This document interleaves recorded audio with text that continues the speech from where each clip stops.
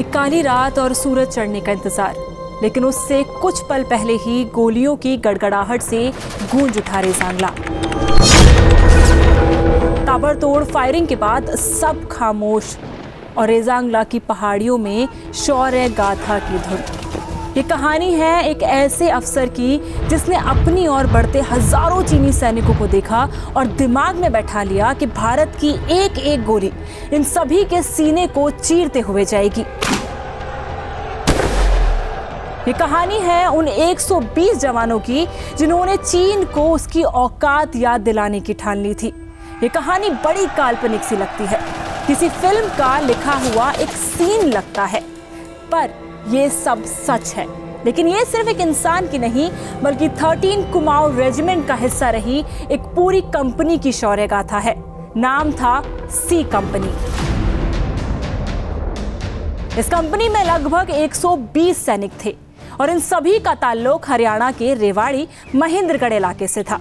इनमें से ज्यादातर सैनिक यादव थे, जिन्हें हरियाणा में अहीर समुदाय के रूप में जाना जाता है।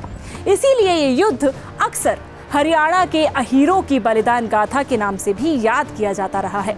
और इसी सी कंपनी के नायक थे मेजर शैतान सिंह।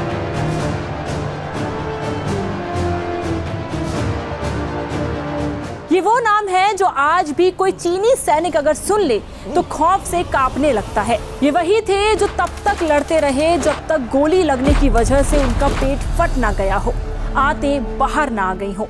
शरीर जवाब दे रहा था और वो एक टक बस दुश्मन पर नजर टिकाए बैठे थे और लगातार गोलियां बरसा रहे थे। इसी शौर्यवीर और पूरी सी कंपनी की है ये कहानी जो शौर्य गाथा बन गई। इन सभी जवानों की वो कहानी जिसने इतिहास बदल दिया, जो हमेशा के लिए हर एक जवान के रगों में खून की तरह बह रही है।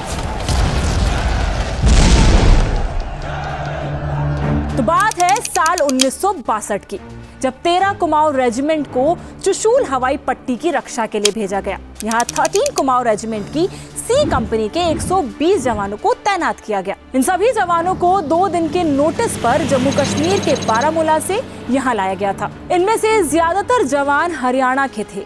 जैसा कि हमने आपको पहले भी बताया, काफी सारे तो ऐसे थे जिन्होंने ना तो बर्फ वाले पहाड़ देखे थे और ना ही आसमान से गिरती बर्फ। और चुशूल में तो ठंड का आलम ही कुछ और था। जवानों के लिए ये सब कुछ नया था।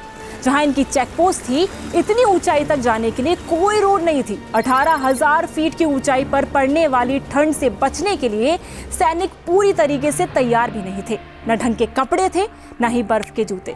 कुछ रिक्रूटर्स तो रानी खेत में ट्रेनिंग कर रहे थे। इनमें से बहुत से 18-19 साल के लड़के थे जिन्हें सीधे चुशूल भेज दिया गया था।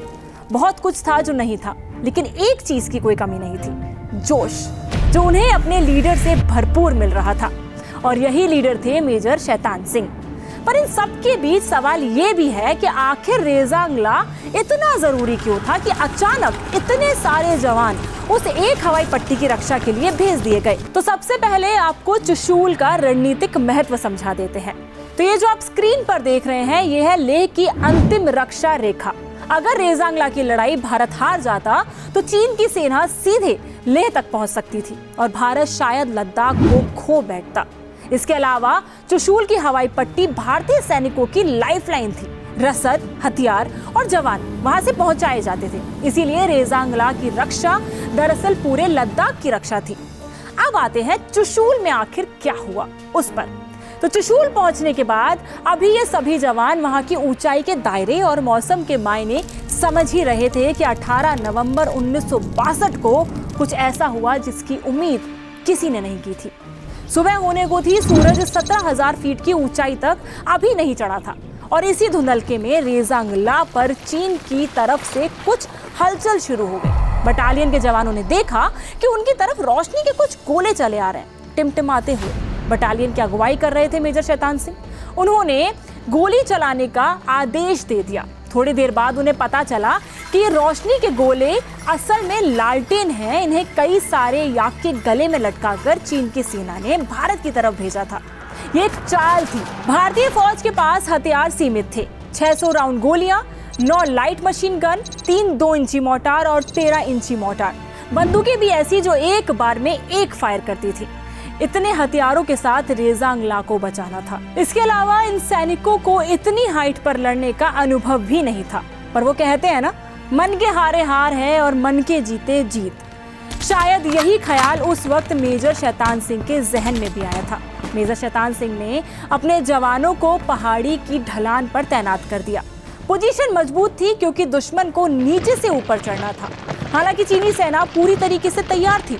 उन्हें ठंड में लड़ने की आदत थी और उनके पास पर्याप्त हथियार भी थे। पहला हमला हुआ। भारतीय जवानों ने चीनियों को पीछे धकेल दिया, लेकिन मेजर जानते थे गोला बारूद खत्म होने का इंतजार किया जा रहा है।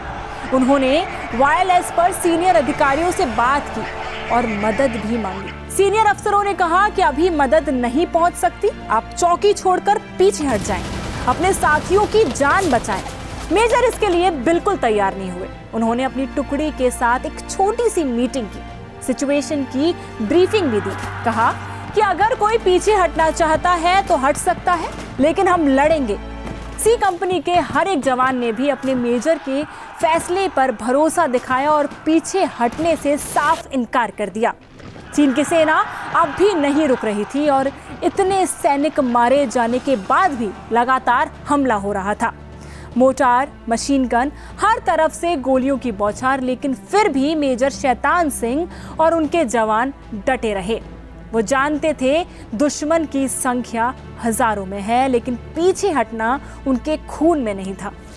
13 कुमाऊं रेजिमेंट के जवान एक एक कर शहीद होते गए। कई बुरी तरीके से घायल हुए और मेजर शैतान सिंह वो खुद भी खून से लथपथ थे, फिर भी लड़ रहे थे। 2 सैनिक उन्हें बड़ी बर्फीली चट्टान के पीछे ले गए और बोले, साहब नीचे चलिए, मेडिकल हेल्प ले लेते हैं। लेकिन मेजर ने मना कर दिया। जवाब की बात करें तो उन्होंने कहा कि नहीं, अभी लड़ाई बाकी है, एक मशीन गन ले आओ।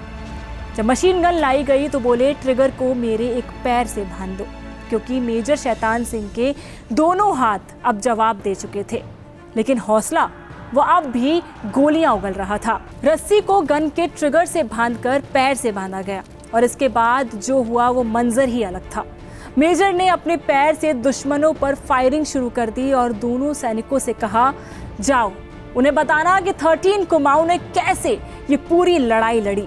ये वो शब्द थे जो आज भी उन पहाड़ों में गूंज रहे हैं। मेजर शैतान सिंह और उनके साथी वहीं बर्फ में समा गए।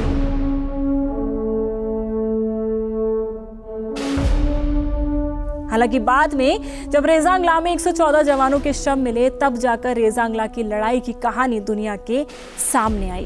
भारतीय आंकड़ों के अनुसार मेजर शैतान सिंह और उनके साथियों ने रेजांगला में चीन के 1300 सैनिकों को मार गिराया था। आमतौर पर अपनी किसी भी हार से इनकार करने वाले चीन ने भी बाद में माना कि सेना का सबसे ज्यादा नुकसान रेजांगला पर ही हुआ था। उनके अपने आंकड़ों के अनुसार चीन के 500 सैनिक मारे गए थे। रेजांगला की लड़ाई में वीर गति को प्राप्त हुए मेजर शैतान सिंह को परमवीर चक्र से सम्मानित किया गया, लेकिन ये सम्मान सिर्फ मेजर का नहीं था।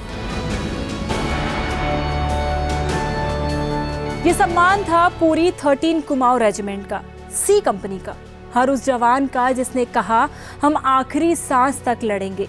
रेजांगला की बर्फीली जमीन आज भी गवाही देती है कि कैसे पराक्रमों विजयते पर खरा उतरते हुए भारत के वो बेटे हमेशा के लिए अमर हो गए।